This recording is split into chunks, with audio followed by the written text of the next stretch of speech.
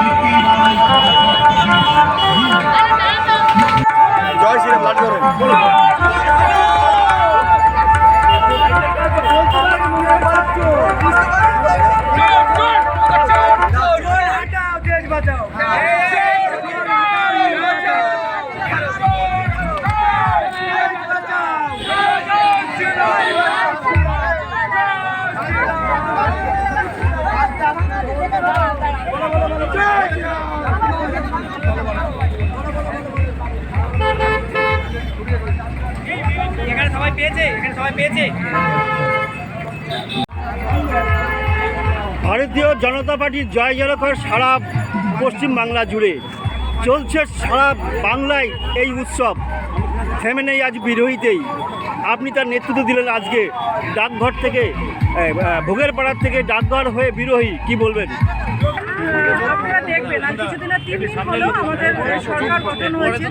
3 দিনের মধ্যেই আমাদের মাননীয় যে মুখ্যমন্ত্রী শুভেন্দু অধিকারী দেখবেন যে সমস্ত জনমুখী যে সমস্ত কার্যক্রম তিনি রেখেছেন, সেগুলো নিশ্চিতভাবে আগামী দিন আমরা যে সংকল্পে রেখেছিলাম সোনার বাংলা করব আমরা, সেই তার প্রতিটি পদক্ষেপের মধ্য দিয়ে আপনি দেখবেন যে সোনার বাংলা করার লক্ষ্যে কিন্তু আমরা এগোচ্ছি। আর প্রথমত তিনি প্রতিটা কথার মধ্যে বলেছেন যে দুর্নীতিকে আমরা চিরতরে দমন করব। দুর্নীতি দমন কিন্তু অলরেডি শুরু হয়ে গেছে। আমরা কোথাও কোনো সিন্ডিকেট, কোনো তোলাবাজ আমরা রাখতে দেবো না পশ্চিমবাংলার বুকে। আমরা বিরোহীতে আজকে আমরা যে বিজয় মিছিলের যে আয়োজন করা হয়েছে, বিজয় মিছিলের মধ্য দিয়েও আমরা বলতে চাইছি এই আপনার মধ্য দিয়ে যে পশ্চিমবাংলা সহ আমাদের বিরোহীতে কোনো সিন্ডিকেট, কোনো তোলাবাজি, কোনো দুর্নীতি থাকবে না। না, এই যে দেখছি এত আনন্দ, এই কাকে উৎসর্গ করছে আনন্দটাকে? দেখুন, এই আনন্দ পশ্চিমবাংলার মানুষের বুকে দীর্ঘদিন ধরে আনন্দ তারা চেপে রেখেছিল। 21-এর সময় আমরা জানি করোনার সময় কি পরিস্থিতিতে ভোট গণনা হয়েছে, সেটা কারচুপি হয়েছে। পশ্চিমবাংলার মানুষ তখনই রায় দিয়ে দিয়েছিল। কিন্তু তারপরেও 21-এর পরেও যে 5 বছর ধরে মানুষ যে বিশেষ করে হিন্দুরা যেভাবে দিনের পর দিন তারা হতাশার মধ্যে দিয়ে ভোগেছে, আজকে পশ্চিমবাংলার প্রতিটি স্তরের মানুষ এই যে লড়াই ছিল, এই লড়াই জনতা বরং মমতার হয়ে গেছিল। এটা কখনো মনে হয়নি যে বিজেপি বরং তৃণমূলের লড়াই হচ্ছে। এখানে মানুষই ঠিক করে নিয়েছিল যে এখানে পরিবর্তন হবে এবং পরিবর্তন নিশ্চিতভাবে হওয়ার দরকার ছিল, তাই মানুষই পরিবর্তন করেছে। আমি মানুষকে এটাই বলবো যে তারা ভরসা রাখুক।